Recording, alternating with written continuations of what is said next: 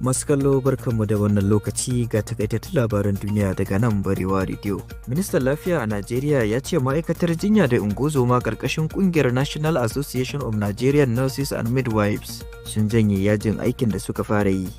Da yake jawabi ga manema labarai a ranar Juma'a da ta gabata, Farfesa Ali Fate ya ce sun ɗauki matakin janye yajin aikin ne saboda yarjejeniyar da suka cimma da gwamnatin tarayya bayan ganawarsu a ranar Juma'a. A ranar Talata da ta gabata ne ma'aikatar jinya suka fara yajin aiki saboda abin da ƙungiyar tasu ta bayyana matsayin gazawar gwamnati wajen biyan bukatunsu cikin wa'adin kwanaki 15 da ta bayar. Akasarin bukatun nasu sun jibanci walwalar ma'aikata da kuma allowance na asibitocin gwamnatin tarayyar Najeriya. Shugaba Bola Ahmed Tinubu ya tuɓe Nasiru Yusuf Gawuna daga mukaminsa na shugaban kwamitin gudanarwa na Jami'ar Bayero da ke Kano. Cikin wata sanarwa da shugaban ya fitar ya bayyana Air Vice Marshal Sadiq Kaita a matsayin wanda zai maye gurbinsa. Kazalika sanarwar ta ce matakin wani bangare ne na kokarin samar da ci gaba da gwamnatin ke yi domin yin fasalin shugabanci na hukumomi da cibiyoyi na gwamnatin. Daga kasashen ƙetare, hukumar IPC ta yi gargadin cewa matukar ba a ɗauki matakin gaggawa ba za a samu asarar rayuka da dama a zirin Gaza sanadiyar matsananciyar yunwa.